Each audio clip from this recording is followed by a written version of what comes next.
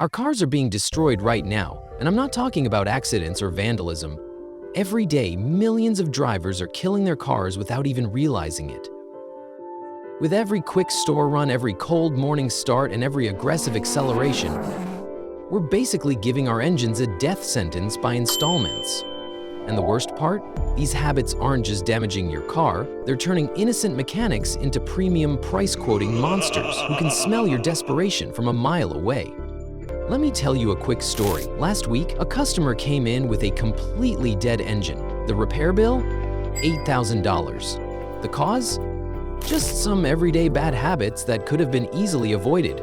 That's right, $8,000 down the drain because of things they did without thinking. But here's the good news. By the end of this video, you'll know exactly how to avoid these 18 bad driving habits and potentially save thousands in repair bills. Plus, your car will thank you by running smoother, lasting longer, and maintaining its value. Let's start with the first bad thing most people do: running their car on low fuel. You might think, what's the big deal? I'll fill up when I really need to. Well, here's what's actually happening inside your fuel tank. Your fuel pump needs fuel to stay cool. It's like it's coolant. When you're constantly running on low fuel, that pump is getting cooked. Plus, all that nasty sediment at the bottom of your tank, it's getting sucked up into your engine. Here's the second bad habit that makes every mechanic cringe: topping off your gas tank after the click. You know that clicking sound when you're filling up? That's there for a reason. Every time you force more fuel in after that click, you're potentially damaging your car's emission system. Here's what you should do instead. Keep your tank at least quarter full. Think of it as your car's minimum bank balance, and when you're filling up, stop at the first click. That's it. Simple, right? The crazy thing is, modern cars are built with all these fancy systems: ABS, stability control, even self-driving features. But none of these can protect your car from these basic habits. It's like having a smartphone with the best security system, but then dropping it in water. Want to know how much money you could save just by fixing these two habits? On average, replacing a fuel pump costs about $1,000, and fixing emission system problems can run you another $1,500. That's $2,500 you could save just by changing how you handle your fuel. Number 3 is something I see every morning in my shop: people who start their cars and immediately drive off while the engine is freezing cold. This one alone causes most engine damage I repair. Here's what is actually happening inside your engine when it is cold. Your oil is thick. Imagine trying to pour honey instead of water. When you start your car, this thick oil can't get to all the important parts fast enough. What happens then? Metal parts are rubbing against each other with almost no protection. But my car has synthetic oil, you might say. Even with the best synthetic oil, your engine needs time to warm up properly. Here's what you should do. Start your car, wait 30 to 60 seconds, just enough time to put on your seatbelt and check your mirrors. Then drive gently for the first few minutes. And if you live in a cold area, this is even more important. When it's freezing outside, your oil is extra thick. Revving your engine when it's this cold is like trying to run a marathon without warming up. Except your engine can't tell you it's in pain until it's too late. I've literally seen engines where the cylinder walls were scored because someone couldn't wait for their engine to warm up properly. Here's a simple way to know if you're doing it right. Watch your temperature gauge. Until it reaches the middle, treat your car gently. No hard acceleration, no high RPMs. Think of it as your engine's morning coffee. It needs time to wake up. And here's something most people don't know. Modern cars actually warm up faster when you drive them gently than when you let them idle. Just don't push them hard until they're warm. It's like stretching before exercise. You don't start with the heavy weights right away. Remember, those first few minutes after starting your car are crucial. Treat your engine right during this time, and it'll save you thousands in repairs down the road. For more, you can watch my video on cold start mistakes that many drivers make. Fourth on our list, and this one is for all manual car drivers: keeping your hand glued to the gear stick. Looks cool, right? Well, wait till you hear what it does to your transmission. When you rest your hand on the shifter, you're applying constant pressure to the selector fork and shift rails inside the gearbox. These components are designed to move only during gear changes, not to bear constant weight. Every time you rest your hand there, even lightly, you're forcing these precision-aligned parts to move slightly out of position. Over time, this causes premature wear on the bushings and selector forks.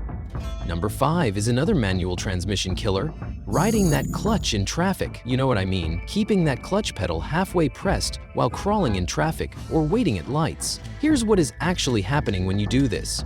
Your clutch disc is partially engaging and disengaging with the flywheel, creating constant friction. It's like trying to walk with one foot always dragging on the ground.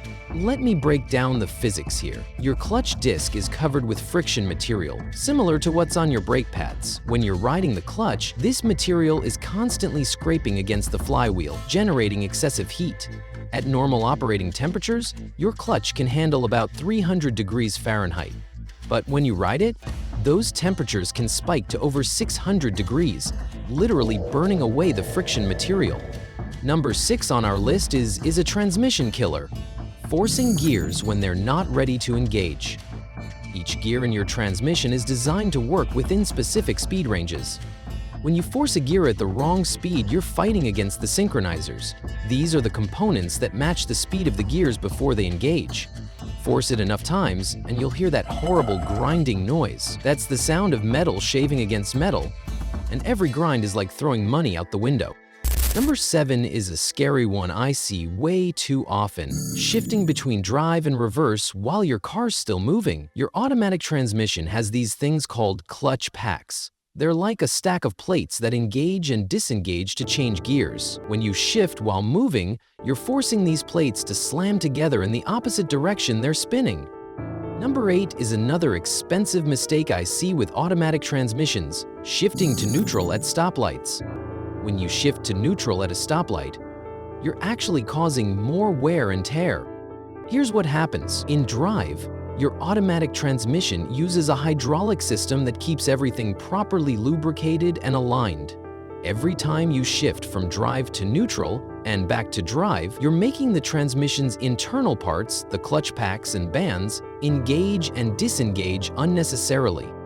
The 9th bad driving habit on our list is something I bet you've done today: aggressive acceleration that can damage your engine and drivetrain. I'm not here to lecture about safety. I want to show you exactly how these driving habits destroy your car's components piece by piece. Picture this: your engine is a precisely orchestrated system of parts moving at incredible speeds.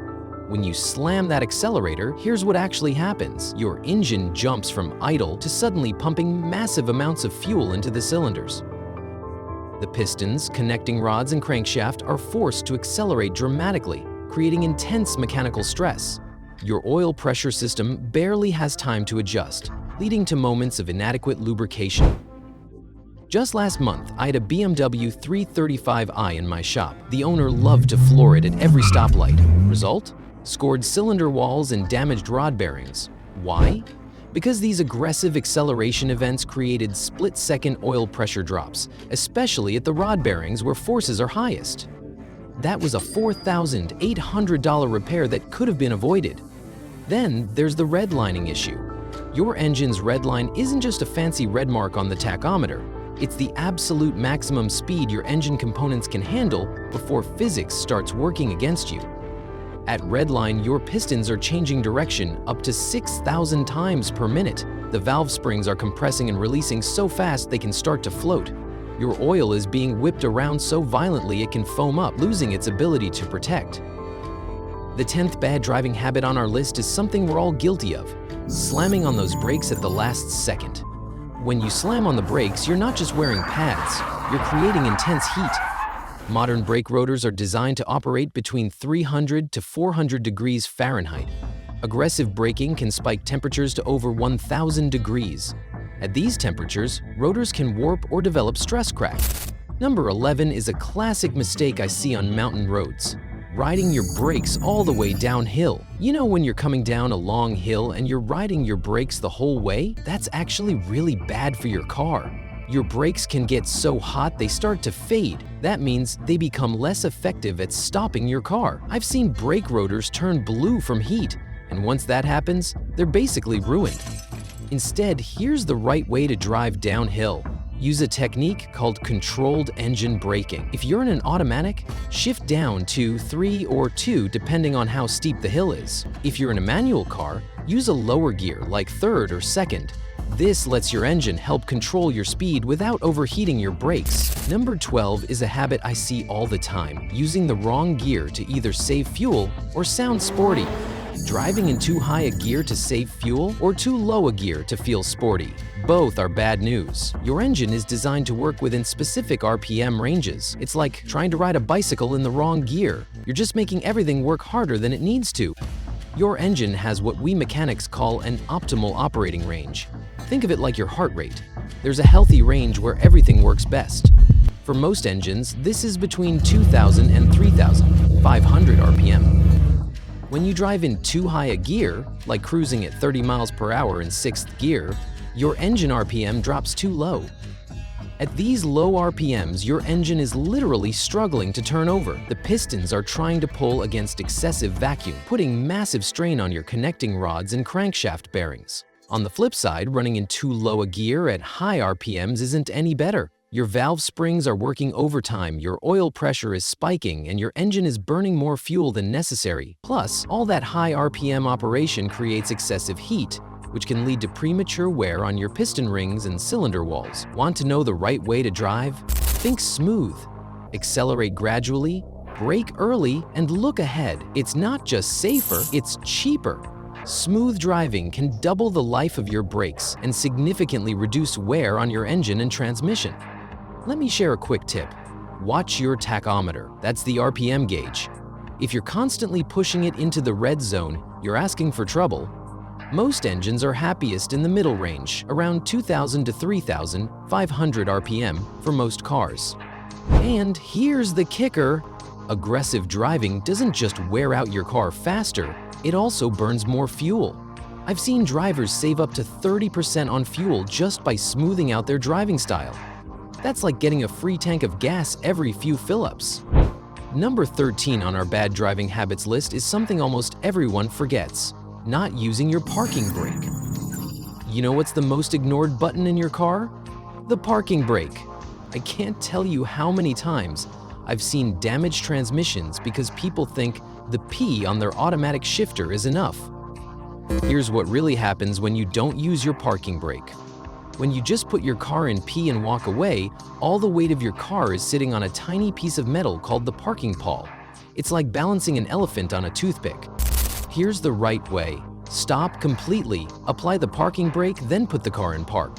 When starting up, reverse the order. Simple habit, huge savings. Just remember, in icy conditions, skip the parking brake as it might freeze.